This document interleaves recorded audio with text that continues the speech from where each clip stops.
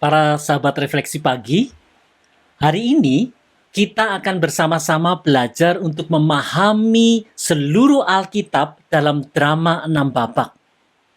Menarik bukan? Bahan dari topik yang kita akan bahas pada hari ini, saya ambil dari buku ini, yang berjudul Lebih Manis Daripada Madu, dikarang oleh Christopher Wright. Buku ini diterbitkan, yang punya saya ini adalah tahun 2016 dan dikeluarkan oleh Langham Indonesia, yaitu Yayasan Langham dan Kemitraan Pelayanan. Buku ini sangat menarik dan ada halaman 37 sampai 40 yang menceritakan garis besar seluruh Alkitab dari Kejadian sampai Wahyu hanya dalam 6 babak saja. 6 peristiwa penting. Dari sana kita akan belajar maksud Allah di dalam seluruh Alkitab itu. Bapak, Ibu, dan saudara sekalian, memahami Alkitab secara keseluruhan itu bisa kita bayangkan kalau misalkan Anda mempunyai drone. Ya, pesawat drone itu, terus kemudian Anda layangkan pesawat drone itu ke atas, misalkan saja di atas Candi Borobudur. Nah, semakin tinggi drone itu, maka kita akan bisa melihat gambaran Candi Borobudur itu di dalam konteks secara lebih luas. Kemudian kalau drone-nya itu Anda turunkan pelan-pelan, maka Candi Borobudur itu akan makin bertambah besar. Kita bisa melihat lebih jelas lagi, dan kemudian kita masuk lagi, turun lagi sampai ke bawah lagi, lebih besar lagi, bahkan sampai kemudian drone itu bisa kita arahkan kepada satu relief tertentu. Demikian juga gambaran tentang Alkitab. Kalau kita naik ke lebih tinggi lagi, maka kita bisa melihat Alkitab secara keseluruhan. Kemudian setelah itu kita akan melihat dari kitab per kitab, dari pasal ke pasal, dan kemudian juga dari ayat ke ayat. Tetapi tentu saja ayat-ayat itu harus berada di dalam konteks yang pasalnya, kitabnya, dan kemudian juga seluruh Alkitab. Dengan demikian kita bisa belajar Alkitab, kita belajar nats-nats Alkitab di dalam konteksnya. Jadi dengan demikian, mempelajari Alkitab secara keseluruhan, garis besar dari Kejadian sampai dengan Wahyu, itu adalah hal yang sangat penting. Sehingga kita tidak akan kehilangan konteks dari keseluruhan cerita Alkitab atau maksud dari Allah itu. Kalau misalkan kita bayangkan bahwa maksud Allah itu seperti sebuah panah besar, sebuah anak panah yang besar, maka maksud dari setiap kitab-kitab yang ada di dalam Alkitab itu adalah panah-panah yang ada di dalam panah besar tersebut. Tentu saja, di dalam kita mempelajari kitab-kitab ataupun ayat-ayat di dalam sebuah kitab, tentu tidaklah bisa kemudian kita mempelajarinya dan kemudian maksud dari ayat itu kemudian bertentangan dari panah besar itu.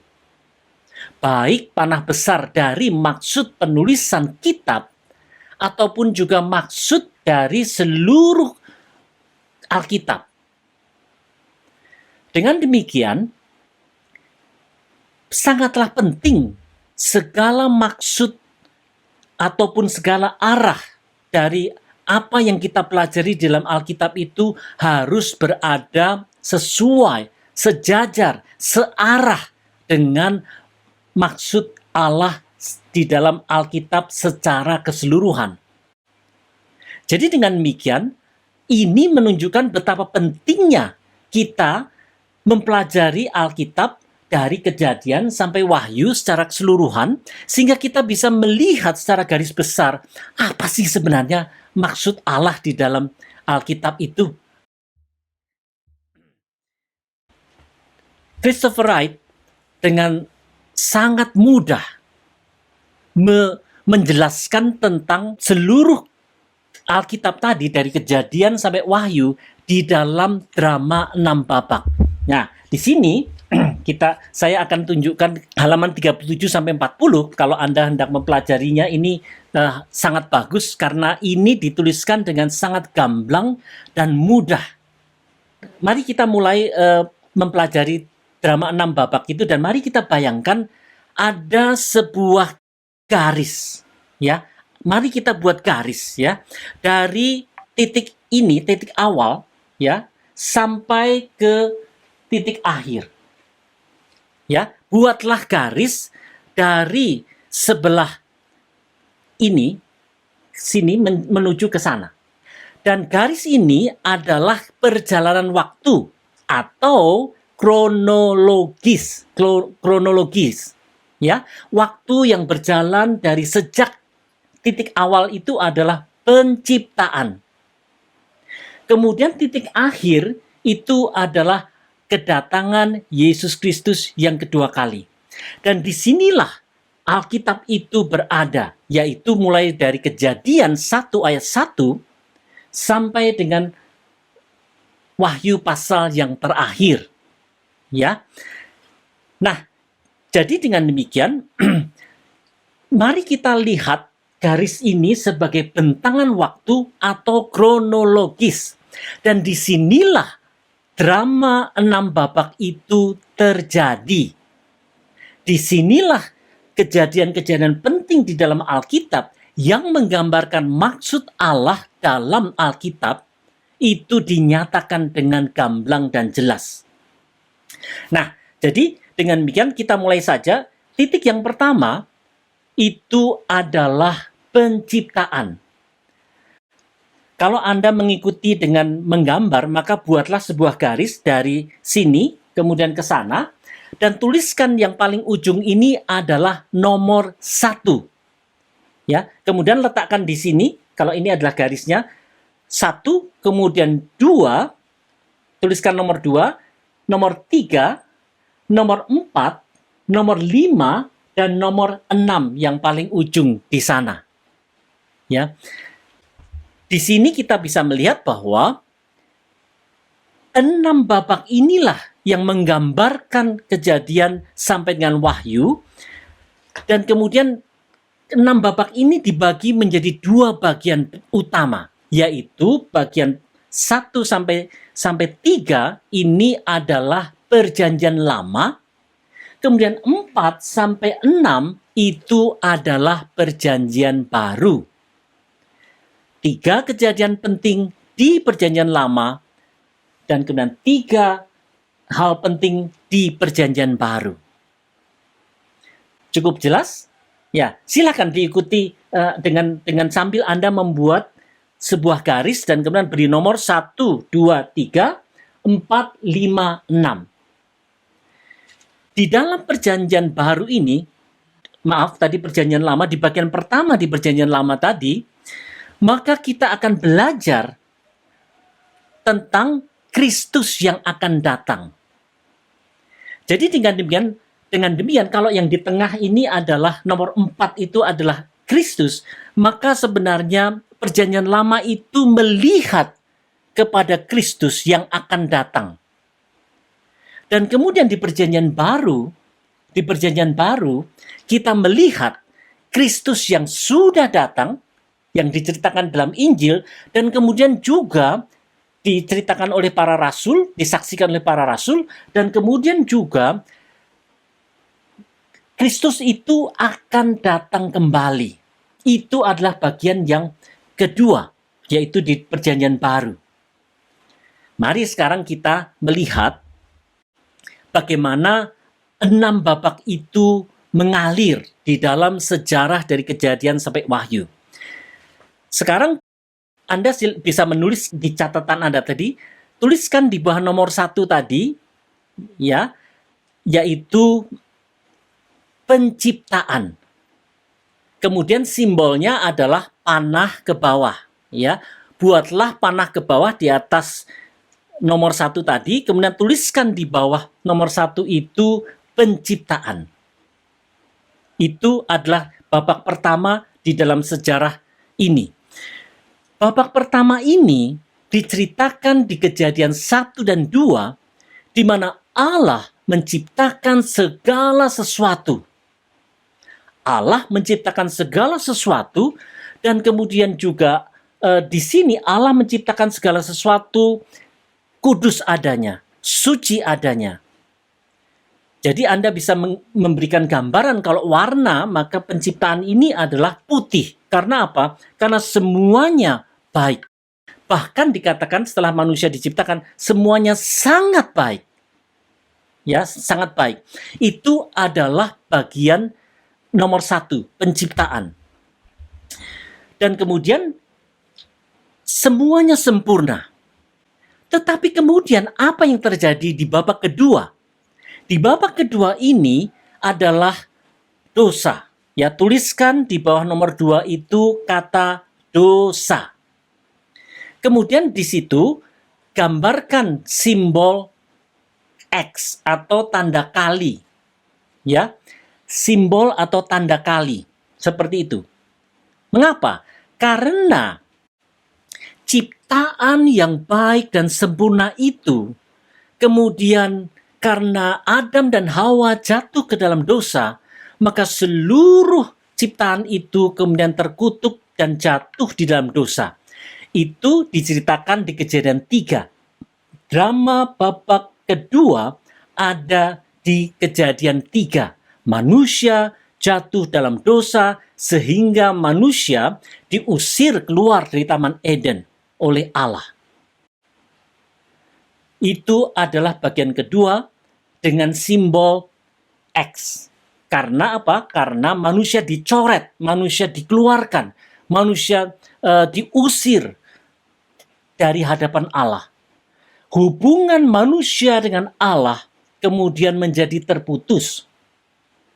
Itu bagian kedua.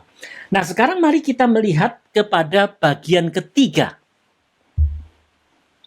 Di bagian ketiga ini diawali dengan sebuah janji. Pertama adalah di Kejadian 3 ayat 15 dikatakan, Aku akan mengadakan permusuhan antara engkau dan perempuan ini, antara keturunanmu dan keturunannya. Keturunannya akan meremukkan kepalamu, dan engkau akan meremukkan tumitnya. Ini kita bisa melihat bahwa keturunan dari manusia itu yang nantinya digenapi dalam Yesus Kristus meremukkan kepala iblis, kepala si ular tua itu. Dan janji yang indah ini kemudian di nomor 3 digenapi melalui Kejadian 12, yaitu panggilan Abraham. Jadi nomor 3 ini kata kuncinya adalah janji. Anda bisa menuliskan di bawah nomor 3 tadi, janji. Dan kemudian simbolnya adalah panah. Jadi Anda bisa menggambarkan panah yang mendatar menuju ke sana. Jadi panahnya menghadap ke sana. Gambarkan panah ke sana. Bagian ketiga ini berjalan terus dari mulai Kejadian 12 terus sampai dengan kedatangan Yesus yang pertama kali. Ya. Jadi dengan demikian saudara-saudara sekalian, mulai dengan Kejadian 12 di mana Allah memanggil Abraham dari tanah Ur di Kasdim atau Ur Kasdim di daerah Irak pada zaman sekarang ini, Irak Selatan, supaya janjinya adalah memberikan janji tanah, janji keturunan, dan janji berkat bagi semua bangsa.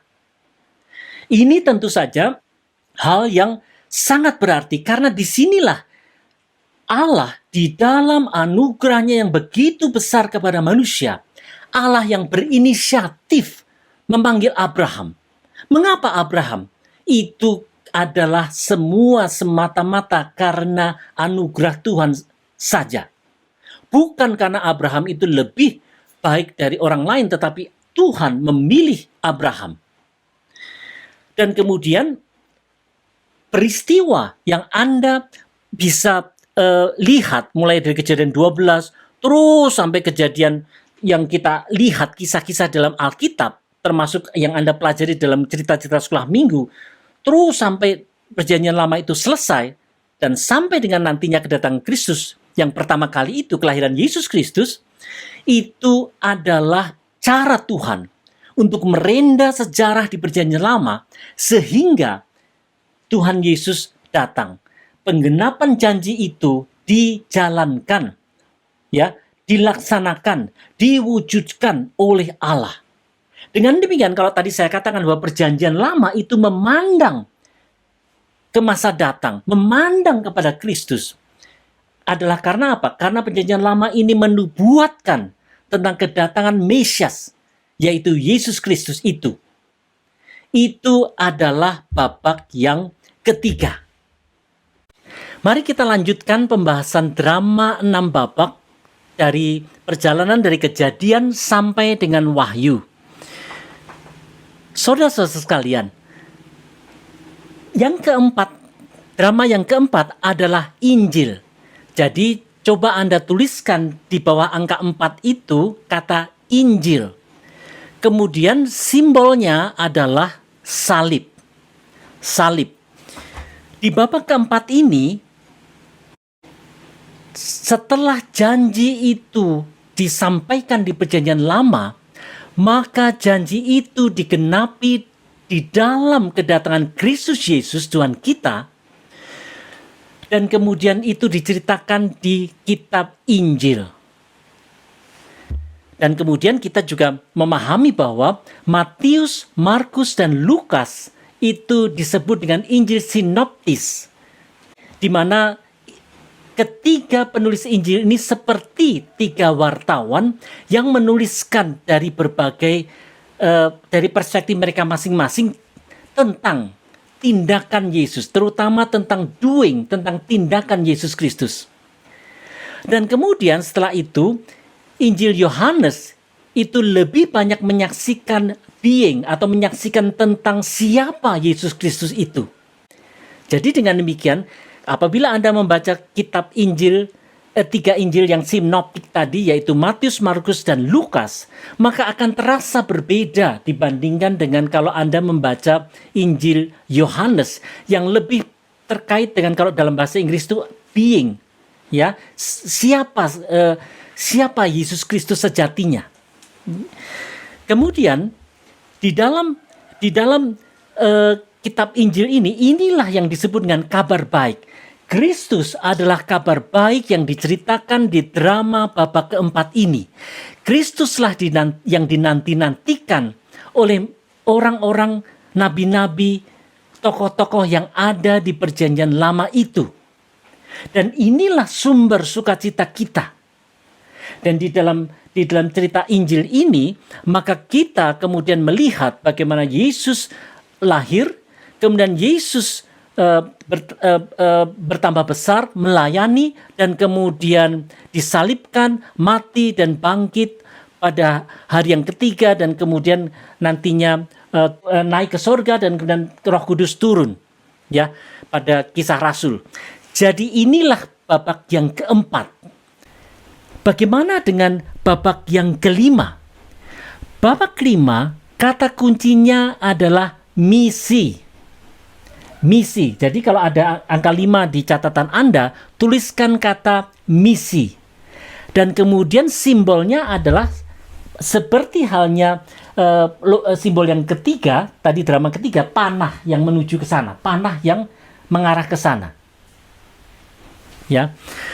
Dan di dalam drama yang kelima ini, maka kita melihat bagaimana mulai dari Kisah Rasul itu, setelah Roh Kudus turun, gereja Tuhan berdiri, ya, orang-orang percaya itu kemudian melayani dan bersaksi, maka disitulah awal dari pengutusan Tuhan, misi Tuhan, mulai dari gereja yang pertama-tama, kemudian juga misi kepada gereja yang di sepanjang segala abad sampai masa kini, dan kemudian juga sampai kedatangan Kristus yang kedua kali.